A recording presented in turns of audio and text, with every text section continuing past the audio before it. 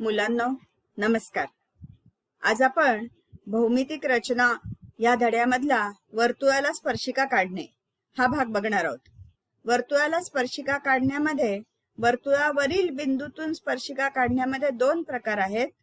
एक म्हणजे केंद्रबिंदूचा वापर करून आणि दुसरा म्हणजे केंद्रबिंदूचा वापर न करता. तर आज आपण केंद्रबिंदूचा वापर न करता वर्तुळावरील बिंदूतून स्पर्शिका कशी काढायची याबद्दलची चर्चा करणार आहोत. तर त्याच्यासाठी सर्वात पहिल्यांदा तुम्हाला दिलेल्या कोणा एवढा कोन करता येतो का, त्याची रचना येते का हे बघावं लागेल. यासाठी आपल्याला पहिल्यांदा त्याची उजळणी घ्यावी लागेल आणि मग वर्तुळाच्या स्पर्शिकेची रचना आपण बघणार आहोत. तर आता पहिल्यांदा आपण बघणार आहोत ते म्हणजे कोणा एवढा कोन काढणे. म्हणजे एक कोन तुम्हाला दिलेला आहे आणि रचना करून तुम्हाला तसाच दुसरा कोन काढायचा आहे. उदाहरणार्थ बघा की इथे PQR हा एक कोन काढलेला आहे. आता तुम्ही पण तुमच्या वहीमध्ये याचप्रमाणे रचना करायची आहे की मनानी कोणत्याही मापाचा न मोजता एक कोन काढा आणि त्याला PQR असं नाव द्या. त्यानंतर आता रचनेच्या पायऱ्या बघा आणि त्याप्रमाणे तुमच्या वहीमध्ये करा. आता आपल्याला जो नवीन कोन काढायचा आहे त्याच्यासाठी पहिली पायरी आहे की एक किरण काढणे. उदाहरणार्थ इथे बघा की मी काढलेल्या किरणाला AB असं नाव दिलेलं आहे. तुम्ही कोणतंही नाव देऊ शकता. तर एक किरण काढला. नंतर बघा पुढच्या पायरीमध्ये आपण आधी दिलेला जो कोन आहे PQR त्याच्या इथे Q ह्या शिरोबिंदूवर कंपासचं टोक ठेवायचं, थोडंसं अंतर घ्यायचं कंपास मध्ये आणि हा कंस काढायचा आहे. तर हा कंस थोडंसं अंतर घेऊन काढलेला आहे. आता आपण हेच माप तसंच ठेवून कंपास उचलायचा आणि आता आपल्या A ह्या बिंदूवर ठेवायचा. तेच माप बदलायचं नाही आणि आता त्याच मापाने हा कंस करायचा आहे. लक्षात आलं? Q या शिरोबिंदूवर कंपासचं टोक ठेवायचं, थोडंसं अंतर घ्यायचं आणि कंस करायचा आणि ते तसा कंपास उचलून A बिंदूवर ठेवायचा आणि कंस करायचा. पुढची पायरी बघूया. आता एवढं करून झाल्यावर हा कंस QR ह्या किरणाला S या बिंदूमध्ये छेदतो. तर आता S या बिंदूवर कंपासचं टोक ठेवायचं आणि कंपास मधलं अंतर आता तुम्हाला ऍडजस्ट करावं लागणार आहे. किती ऍडजस्ट करायचं की बरोबर ह्या छेदन बिंदूतून हा कंस गेला पाहिजे. म्हणजे कंपासचं टोक इथे आणि अंतर एवढं पाहिजे की बरोबर ह्या छेदन बिंदूतून तो कंस गेला पाहिजे. एवढं केलं. आता तोच कंपास उचलून हे अंतर न बदलता आपल्या ह्या T बिंदूवर ठेवायचं आणि T बिंदूवर ठेवल्यावर त्याच अंतराने इथे आपल्याला कंस करायचा आहे. म्हणजे आपण काय केलं, QR ह्या किरणावर जो S बिंदू आहे छेदन बिंदू कंसाचा तिथे कंपासचं टोक ठेवलं, अंतर असं ऍडजस्ट केलं की बरोबर या छेदन बिंदूतून कंस जाईल आणि ते अंतर असंच्या असं उचलून इथे T बिंदूवर कंपासचं टोक ठेवलं आणि हा कंस केला. आणि आता शेवटची पायरी म्हणजे आता हा इथे जो कंस, दोन कंस जिथे छेदलेले आहेत तो बिंदू आणि A बिंदू जोडायचा आहे. म्हणजे त्याच्यातून किरण काढायचं आहे. A पासून सुरू होईल, ह्या दोन कंसांच्या छेदन बिंदू मध्ये जाईल आणि पुढे जाईल.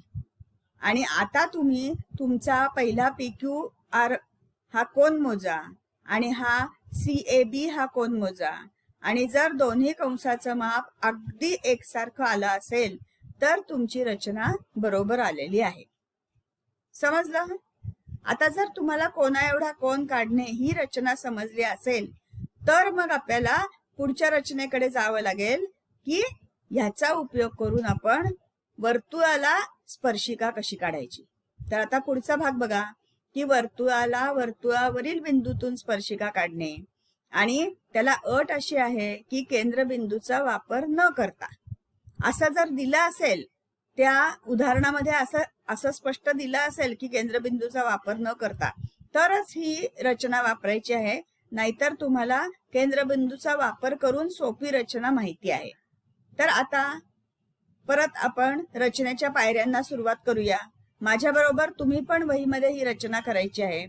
तर सर्वात पहिल्यांदा एक वर्तुळ काढलेलं आहे. 3-4 सेंटीमीटर त्रिज्या घ्या, कितीही त्रिज्या घ्या, पण साधारण मोठं येईल असं एक वर्तुळ काढा. आता ह्या वर्तुळावर कुठेही, ह्या परिघावर कुठेही एक बिंदू घ्या आणि त्याला पी असं नाव द्या. इथपर्यंत केलं की एक वर्तुळ काढा आणि त्या वर्तुळावर कुठेही पी हा बिंदू घ्या. आता बघा की आपण काय करणार आहोत.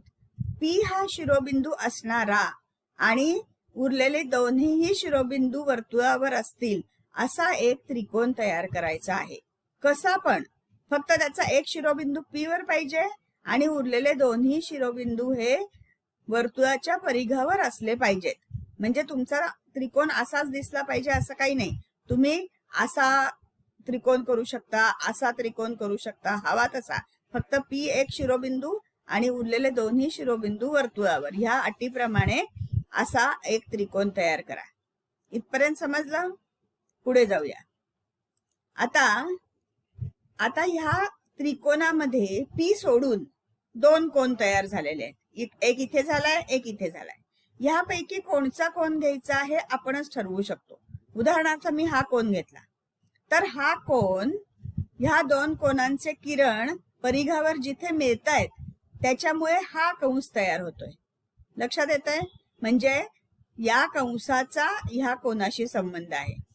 मागच्या वर्षी वर्तुळ धड्यामध्ये आपण शिकलोय की ह्या कंसाने तयार केलेला हा कोण आहे. इथपर्यंत लक्षात आलं? तर मग आता ह्या कंसाने तयार केलेला कोण आणि इथे जर आपण एक तेवढाच कोण तयार केला,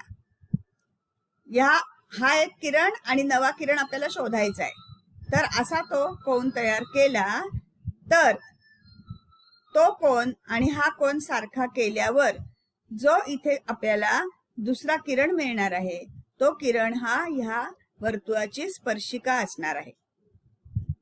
पुढे रचना करून बघूया, म्हणजे तुमच्या लक्षात येईल की आता आपण ह्या कोणासंबंधी रचना करतोय, म्हणजे या कोणा एवढा कोण इथे काढायचा आहे. हा, आता या कोणा एवढा कोण काढायसाठी तुम्हाला आठवत असेल मग अशी कोणा एवढा कोण करण्यासाठी आपण काय काय केलं होतं. तर काय करायचं, या शिरोबिंदूवर कंपासचं टोक ठेवायचं आणि कंपास मध्ये थोडंसं अंतर घेऊन हा कंस करायचा आहे, हा दिसणारा. इथे शिरोबिंदूवर कंपासचं टोक ठेवलं आणि इथे कोण केला, इथे कंस केला, कोण नाही सॉरी कंस केला. आता हेच अंतर मगासारखंच, हा कंपास उचलायचा, अंतर बदलायचं नाही आणि कशावर ठेवायचा, पी वर ठेवायचा. पी वर ठेवायचा आणि हा कंस करायचा आहे.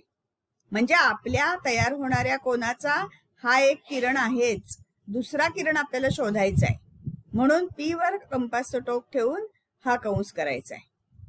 इथपर्यंत लक्षात आलं? पुढे बघूया. आता मगासारखंच या ठिकाणी कंपासचं टोक ठेवलंय, जिथे हा किरण आणि हा कंस छेदलाय ह्या बिंदूवर कंपासचं टोक ठेवलंय. आता आपल्याला अंतर ऍडजस्ट करावं लागेल. अंतर किती घ्यावं लागेल, ह्या दोन, हा किरण आणि हा कंस ह्याचा छेदन बिंदू जिथं आहे तेवढं अंतर कंपास मध्ये घ्यावं लागेल आणि मग हा कंस करायचा आहे. इथे कंपासचं टोक आहे आणि अंतर ऍडजस्ट करून आपण हा नवा कंस काढलेला आहे, हा कंस काढलेला आहे. आणि तो कसा काढलाय, तर हा किरण आणि हा कंस यांच्या छेदन बिंदूतून जाणारा हा नवीन कंस काढलेला आहे. आता मगाच प्रमाणे कंपास उचलायचा आणि कुठे ठेवायचा, आता इथे ठेवायचा आहे, पी वर नाही. आता इथे कंपासचं टोक ठेवायचंय आणि मगाचं अंतर न बदलता तेच अंतर ठेवून आपल्याला दुसरा कंस काढायचा आहे, तो हा कंस आहे. हा म्हणजे या कंसाच्या अंतरा इतका ह्या कंसाच्या अंतर घेतलेलं आहे. इथं कंपासचं टोक ठेवलं आणि हा कंस काढला, तसं इथे कंपासचं टोक ठेवलं आणि हा कंस काढला. इथपर्यंत लक्षात आलं. आता या दोन कंसांचा छेदनबिंदू आणि पी हा जोडल्यावर जी रेषा तयार होईल ती रेषा या वर्तुळाची स्पर्शिका असेल. मग आता शेवटची पायरी की हा छेदनबिंदू आणि पी ह्या दोघांना जोडणारी रेषा काढायची आहे. आता आपण किरण न काढता रेषा काढायची आहे, कारण आपल्याला स्पर्शिका काढायची. आणि हे कोणत्या गुणधर्मावर अवलंबून आहे की स्पर्शिका आणि छेदिका यांच्यात तयार झालेला कोन आणि ह्या कंसाच्या संदर्भामधला आणि त्याच कंसाच्या संदर्भातला हा कोन, हे दोन कोन सारखे असतात. हे दोन कोन सारखे असतात हा गुणधर्म आपण वर्तुळामध्ये शिकणार आहे. आणि आता आपण त्याचा उलटा उपयोग केलाय की हे दोन कोन सारखे करून ही स्पर्शिका काढली आहे. म्हणजे स्पर्शिका दिल्या असेल तर कोन सारखे असतात हा गुणधर्म आहे, आणि कोन सारखे असतात या गुणधर्माचा उपयोग करून आपण ही स्पर्शिका काढलेली आहे. लक्षात आली का सिद्धता? लक्षात आली का ही भौमितिक रचना? तर अशी रचना तुम्ही अजून 2-3 वर्तुळांसाठी करून बघायची आहे. थोडीशी अवघड आहे कोणा एवढा कोणाची रचना. बरेचदा मुलं विसरतात की कोणचा कोन घेतलाय, कुठे कंस कुठे कंपासचे टोक ठेवून कंस करायचा. तर असा घोटाळा करू नका. 2-3 उदाहरणं ह्याच्यावर आधारित असलेली सराव संचामधली सोडवा आणि मग ह्याची प्रॅक्टिस करा. ठीक आहे? ओके.